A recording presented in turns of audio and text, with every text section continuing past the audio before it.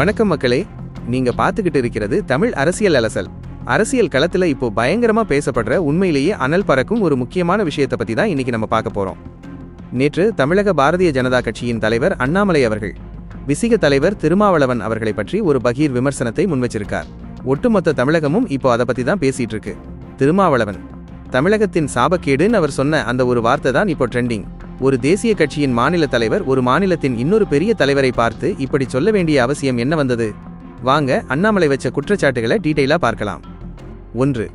விஜய் அரசியலுக்கு வந்த குழப்பம்.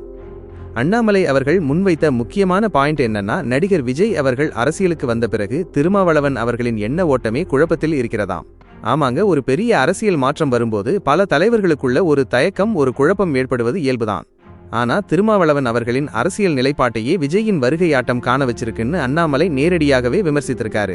இந்த விமர்சனத்தின் பின்னணியில என்ன அரசியல் கணக்கு இருக்குன்னு நீங்க நினைக்கிறீங்க? 2. தரம் தாழ்ந்த அரசியல். அடுத்ததா திருமாவளவன் அவர்களின் அரசியல் தரம் தாழ்ந்து போய்விட்டதுன்னு அண்ணாமலை ரொம்ப காட்டமா விமர்சனம் செஞ்சிருக்காரு. அவர் சொல்றது என்னன்னா, எது நடந்தாலும் எந்த பிரச்சனை வந்தாலும் உடனே கண்ணை மூடிக்கிட்டு இது RSS வேலை, இது பிஜேபி சதின்னு சொல்றத திருமாவளவன் ஒரு வாடிக்கையா வச்சிருக்காராம். எல்லாவற்றுக்கும் RSS பிஜேபியை குறை சொல்ற இந்த அரசியல் முறை தரமற்ற அரசியல்னு அண்ணாமலை வலியுறுத்தியிருக்காரு. 3.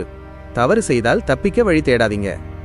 மிகவும் அழுத்தமாக அவர் சொன்ன மற்றொரு விஷயம் என்னன்னா, தவறு செஞ்ச பின்னாடி அதிலிருந்து தப்பிக்கிறதுக்காக RSS பிஜேபி அண்ணாமலைன்னு பழி போடுவதை நிறுத்த வேண்டும்னு அவர் வலியுறுத்தியிருக்காரு. அதாவது தங்களோட தவறுகளை ஒப்புக்கொள்ளாம, இல்லைன்னா அந்த தவறுகளை சரி செய்ய முயற்சிக்காம ஒரு மூடுமந்திர காரணமா மத்தியில் இருக்கிற கட்சியை பயன்படுத்துறது சரியில்லைன்னு அண்ணாமலை சாடியிருக்காரு. 4. இந்த தலைவர்கள் தமிழகத்திற்கு சாபக்கேடு. கடைசியா அவர் சொன்ன அந்த பாயிண்ட் தான் இப்போ அரசியல் வட்டாரத்துல பெரும் சலசலப்ப கிளப்பி இருக்கு. இது போன்ற தலைவர்கள் இருப்பது தமிழகத்திற்கு சாபக்கேடு இன்னு அண்ணாமலை ஒரு வெடிகுண்டையே கொளுத்தி போட்டிருக்காரு.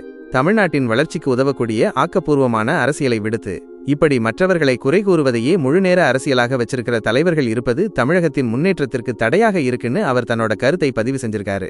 சோ மக்களே, அண்ணாமலை அவர்களின் இந்த கருத்து ஒரு மிகப்பெரிய விவாத பொருளாக மாறியிருக்கு. இது அரசியல் விமர்சனமா? இல்ல இதுல நியாயம் இருக்கா? நீங்க என்ன நினைக்கிறீங்க? கமெண்ட்ல உங்க ஆழமான கருத்துக்களை பதிவு செய்யுங்க. வீடியோ பிடிச்சிருந்தா லைக் பண்ணுங்க, மறக்காம நம்ம சேனலை சப்ஸ்கிரைப் பண்ணுங்க.